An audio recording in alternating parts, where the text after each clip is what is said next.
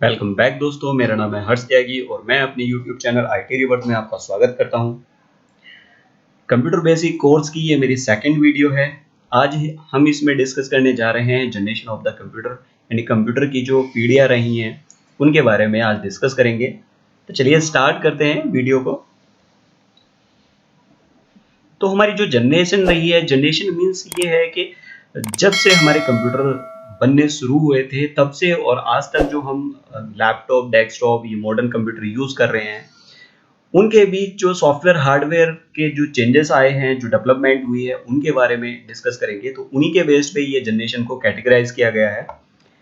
और computer generation की जो ये कैटेगरी है वो 5 भागों में डिवाइड की गई है, यानी 5 जनरेशन टोटल है इसकी। फर्स्ट जनरेशन, सेकंड जनरेशन है, उसके बाद थर्ड जनरेशन, फोर्थ जनरेशन और अभी जो प्रेजेंट में चल रही है वो है फिफ्थ जनरेशन। तो आइए डिस्कस करते हैं इनको वन बाय वन। तो पहले हम देखते हैं कि फर्स्ट जनरेशन।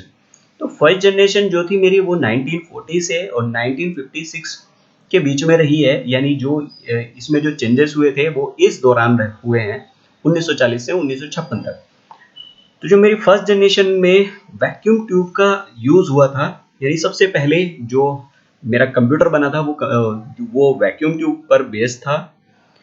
वैक्यूम ट्यूब के बेस पर ही एक इलेक्ट्रॉनिक डिवाइस का इन्वेंट किया था, जो कि जेपी एकर्ट और जेडब्ल्यू माउची ने किया था।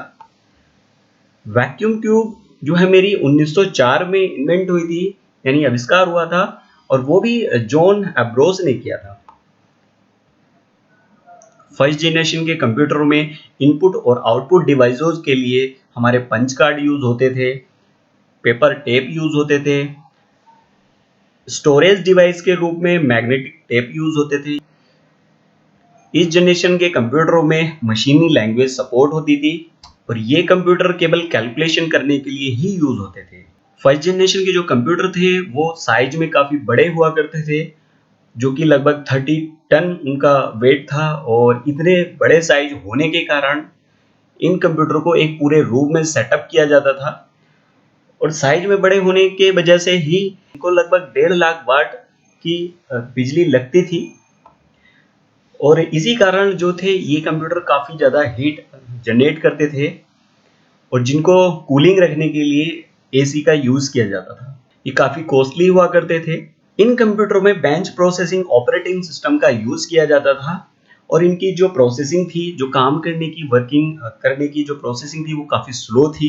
जैसे मैंने बताया कि ये केवल कैलकुलेशन करने के लिए ही यूज हुआ करते थे। अगर मुझको कोई कैलकुलेशन करनी है, यानी सम करना है, जोड़ना है, तो उसके लिए 200 माइक्रो सेकेंड लगते थे। अगर मैं कोई मल्टीप्लाई करता हूं तो उसको 2000 माइक्रो सेकेंड लगते थे, यानी इनकी जो प्रोसेसिंग थी इतनी स्लो थी। ये साइज में काफी बड़े थे, तो इस वजह से इनको केवल एक ही रूम में सेटअप किया जाता था। ये पोर्टेबल नहीं थे, यानी कि एक जगह से दूसरी जगह पर ले जाने के लिए या सेटअप करने के लिए काफी ज्यादा दिक्कत होती थी, इसलिए ये पोर्टेबल नहीं थे और एक ही रूम में इनको रखा जाता था। फर्स्ट जनरेशन के मेरे कंप्यूटर थे उस टाइम जो इन्वेंट हुए थे वो एनीवेक, दूसरा एडवेक हुआ था, एक यूनिवेक नाम कंप्यूटर उस टाइम बने थे। IBM 701 था, IBM 650। चलिए बढ़ते हैं सेकंड जनरेशन की तरफ कि सेकंड जनरेशन में क्या क्या हमारा चेंजेस हुआ था, क्या क्या हमारे सॉफ्टवेयर डेवलप्ड हुए थे या फिर हार्डवेयर हमारे डेवलप्ड हुए थे, क्या चेंजेस था उसमें। तो सेकंड जनरेशन हमारी 1956 से और 1963 के बीच की मानी जाती है। सेकंड जनरेशन के कंप्यूटर कुछ इस तरह से दिखते थे, अभी भी ये साइज में काफी बड़े थे। सेकंड जनरेशन के कंप्यूटर जो है अब ट्रांजिस्टर बेस्ड टेक्नोलॉजी को यूज करते थे, और ये सेमीकंडक्टर मेटल की बनी होती थी, जो 1947 में विलियम शॉकली ने इन्वेंट किया था। जो फर्स्ट जनरेशन में हमारी वैक्यूम ट्यूब यूज हुआ करती थी उसकी जगह पर अब ट्रांजिस्टर यूज होने लगे थे। इस जनरेशन में प्राइमरी और सेकेंडरी मेमोरी का यूज होने लगा था। मैग्नेटिक टेप का यूज होता था हमारा मेमोरी के लिए, यानी जैसे कि प्राइमरी और सेकेंडरी का मेमोरी का यूज होने लगा था, उसके लिए मैग्नेटिक टेप हम यूज करते थे अभी भी, और डिस्क यूज होती थी मैग्नेटिक। यहाँ पर multi programming operating system use होने लगा था सेकेंड जनरेशन में, और ये केवल असेंबली लैंग्वेज को सपोर्ट करते थे और हाई लेवल प्रोग्रामिंग लैंग्वेज का यहाँ पे डेवलपमेंट हुआ था। ये जो हमारी लैंग्वेज थी वो फोटोन थी, कोबोल थी। साइज में अभी भी बड़े थे, जिनके कारण ये हैवी वेट थे, मतलब इनका जो वजन था वो काफ़ी था और एक जगह से दूसरे जगह ले जाना अभी भी मुश्किल था। इनको कूलिंग के लिए एसी की अभी भी ज़रूरत पड़ती थी और बट क्या था, जो हमारे फर्स्ट जनरेशन के कंप्यूटर के मुकाबले अभी सेकंड जनरेशन के जो हमारे कंप्यूटर थे, उनमें जो बिजली की खपत थी वो थोड़ी कम थी। इनमें जो प्रोसेसिंग की स्पीड थी उनमें थोड़ी बढ़ोतरी हुई है जो फर्स्ट जनरेशन के अकॉर्डिंग। ये स्पेशल पर्पज के लिए यूज होने लगे थे। जैसे कि फर्स्ट जनरेशन के जो कंप्यूटर थे वो केवल कैलकुलेशन के लिए यूज होते थे। इनमें जो हमारे कंप्यूटर आए थे वो हनीवेल 400 आया था, IBM 7094, CDC 1604, CDC 3000 की सीरीज आई थी, यूनिवेक 1108, IBM 1400 सीरीज और मार्क थर्ड। तो ये थे हमारे सेकंड जनरेशन की इंफॉर्मेशन। चलिए नेक्स्ट हम देखते हैं कि थर्ड जनरेशन में क्या क्या चेंजेस हुआ था। तो थर्ड जनरेशन जो मेरी रही है वो 1964 से 1971 के बीच की रही है, जिसमें हमारे कंप्यूटर कुछ इस तरह से दिखते थे, यानी वो साइज में थोड़े कम हो गए थे, पोर्टेबल थे, एक जगह से दूसरी जगह ले जाना काफ़ी इजी था। इस जनरेशन में आईसी का यूज होने लगा था, यानी कि जो हमारी ट्रांजिस्टर थे, ट्रांजिस्टर की जगह पे आईसी का यूज होने लगा था। इंटीग्रेटेड सर्किट बेस्ड थे ये, जो इस तरह की कुछ दिखती थी। जो थर्ड जनरेशन के कंप्यूटर थे हमारे वो आईसी बेस्ड थे, यानी इंटीग्रेटेड सर्किट बेस्ड थे।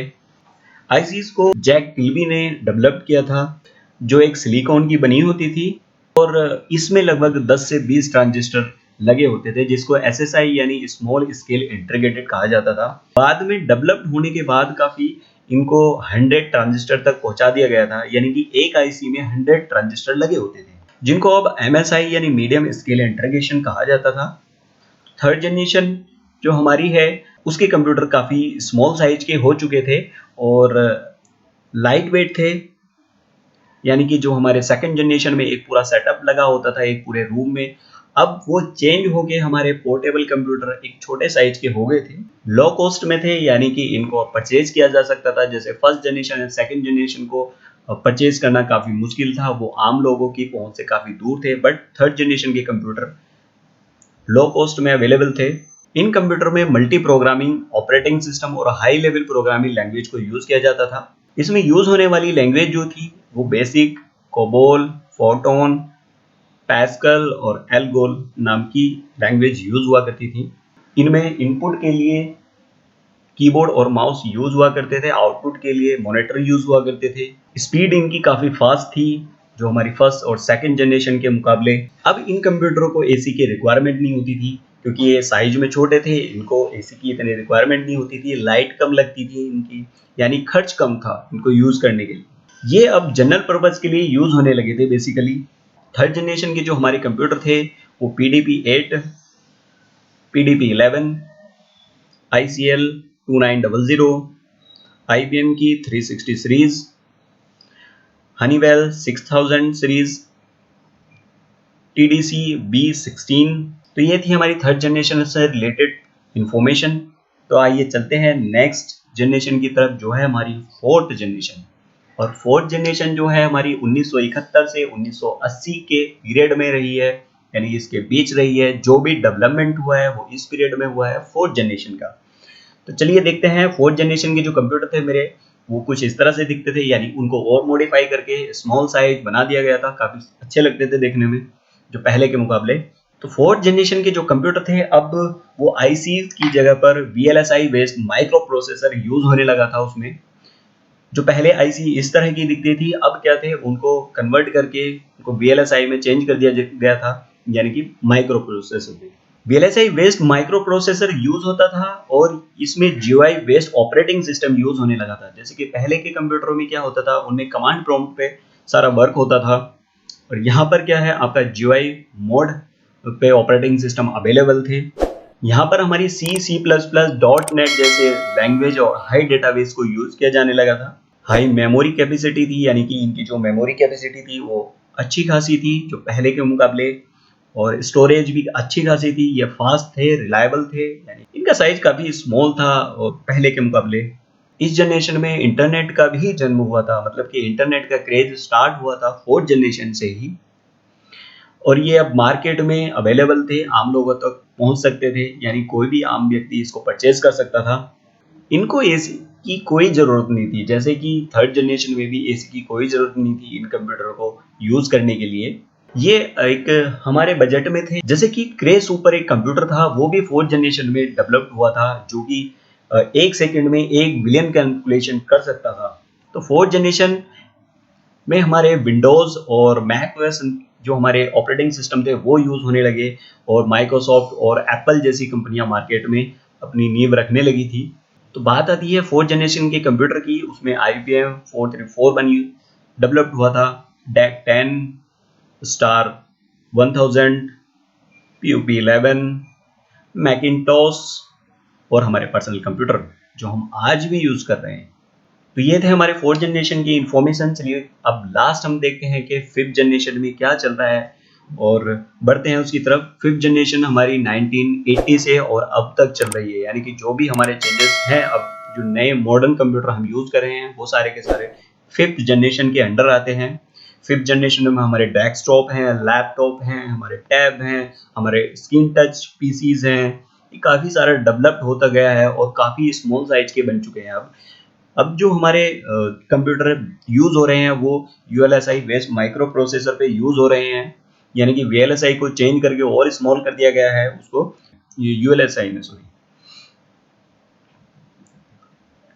तो ULSI based micro processor use हो रहे हैं आजकल, और जो हमारे कंप्यूटर हैं वो काफ़ी स्मॉल साइज के, लाइट वेट के हैं, और इसमें जो डाटा स्टोर की कैपेसिटी है वो काफ़ी ज़्यादा अच्छी है, काफ़ी फास्ट हैं, काफ़ी रिलायबल हैं, और इसमें जो आजकल की टेक्नोलॉजी यूज़ हो रही है वो आर्टिफिशियल इंटेलिजेंस और इंटरनेट ऑफ थिंकिंग, रोबोटिक हम नाम दे सकते हैं आज की टेक्नोलॉजी को।